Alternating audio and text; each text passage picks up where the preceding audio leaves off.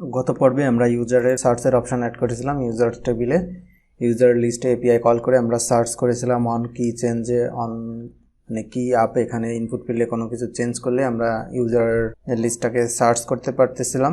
আজ আমরা এখানে আমাদের যে লিঙ্ক মেনু আছে, এই লিঙ্ক মেনুতে আমরা ক্লিক করলে এরকম একটি লিস্ট দেখতে পাবো যেখানে আমাদের অল ইউজারের লিঙ্কগুলো থাকবে এবং সেখানে কোন ইউজার কতগুলা লিঙ্ক শর্ট করছে সেখান থেকে লিঙ্কে ক্লিক করলে অ্যাডমিন দেখতে পাবে।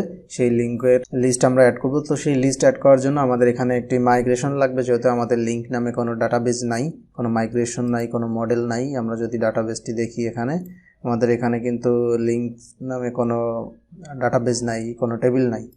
তো আমরা এখানে অ্যাট ফার্স্ট মাইগ্রেশন তৈরি করব, একটি মডেল তৈরি করব এবং কন্ট্রোলার তৈরি করব। তো সেটার জন্য আমরা সরাসরি কোডে চলে যাচ্ছি। কোডে এসে অ্যাট ফার্স্ট আমরা একটি লিঙ্ক নামে একটি মডেল তৈরি করব। পিএইচপি আর্টিসান মেক মডেল, আমি মডেলের সাথে একবারে মাইগ্রেশন তৈরি করব। লিঙ্ক -m দিয়ে কমান্ডটি দিলাম, মডেল তৈরি হবে এবং মাইগ্রেশন তৈরি হবে একই সাথে। মডেল এবং মাইগ্রেশন ক্রিয়েট হয়ে গেছে। আমরা এখন মাইগ্রেশনে যাব। লিঙ্কস নামে যে মাইগ্রেশন হলে মাইগ্রেশনের ভিতরে আমাদের এই লিঙ্ক শর্ট করার জন্য যে যে ফিল্ডগুলো দরকার, কলামগুলো দরকার, সেগুলো আমরা এখানে অ্যাড করব। টেবিল, আমাদের ফার্স্ট দরকার হচ্ছে একটা লিঙ্ক, অরিজিনাল যে ইউজার যে লিঙ্কটা ইনপুট দিবে সেই অরিজিনাল লিঙ্কটাকে আমাদের স্টোর করতে হবে। সেটার জন্য আমি এখানে একটি মিডিয়াম টেক্সট নিচ্ছি, কারণ লিঙ্ক অনেক সময় অনেক বড় হতে পারে, এই জন্য এখানে নিলাম মিডিয়াম টেক্সট। এটার নেম দিচ্ছি হচ্ছে লিঙ্ক টেবিল, এটা দিচ্ছি স্ট্রিং, এই কলামের নাম দিব হ্যাশ এবং এটার লেন্থ থাকবে, আপনারা এনি কাইন্ড অফ লেন্থ এখানে দিতে পারেন, কারণ এটা হচ্ছে যে আমাদের যে লিঙ্কটা শর্ট করার পরে যে একটা কোড জেনারেট হবে সেই কোডটাই হচ্ছে এখানে থাকবে। আমি এটা 5, 10 বা এরকম যাই কিছু একটা দিতে পারি। আমি 10 দিলাম, যে ম্যাক্সিমাম লেন্থ হচ্ছে এখানে 10। ইন্ডেক্স অ্যাড করে দিচ্ছি ইন্ডেক্স, এবং এটা অবশ্যই ইউনিক হবে। একটা লিঙ্কে যদি ডুপ্লিকেট কোড জেনারেট হয়, শর্ট কোড, তাহলে তো সমস্যা। এজন্য আমরা এটা ইউনিক এবং ইন্ডেক্স অ্যাড করে দিলাম। এরপরের column table string view underscore count. Default এটা থাকবে যে একটা লিঙ্কে কতবার ক্লিক হলো সেটা বা কতবার ভিউ হলো সেটা দেখার জন্য আমরা ডিফল্ট 0 থাকবে।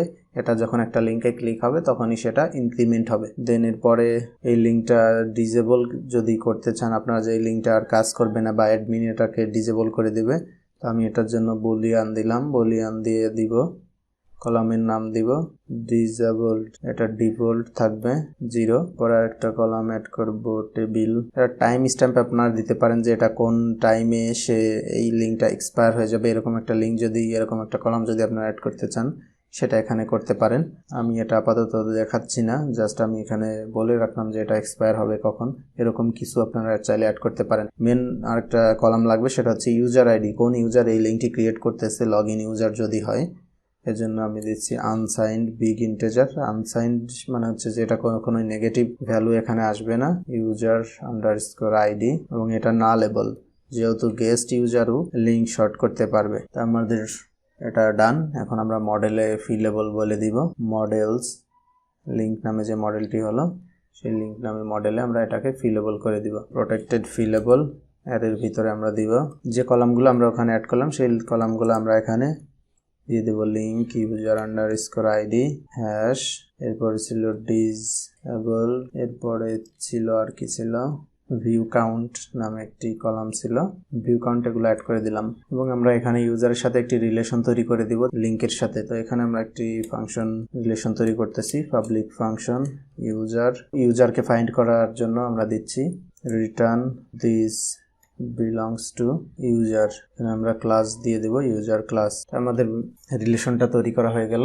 এখন আমরা মাইগ্রেট করব। মাইগ্রেট করার জন্য আমরা টার্মিনালে এসে কমান্ড দিব php artisan migrate, লিখে এন্টার দিলে আমাদের এই কলামটি মাইগ্রেট হয়ে গেছে। আমরা ডাটাবেস চেক করব। ডাটাবেস চেক করলে এখানে আমাদের লিঙ্ক নামে একটি কলাম আসছে এবং এই কলামে আমাদের যে আমরা ফিল্ডগুলো অ্যাড করলাম সেই ফিল্ডগুলো এখানে চলে আসছে।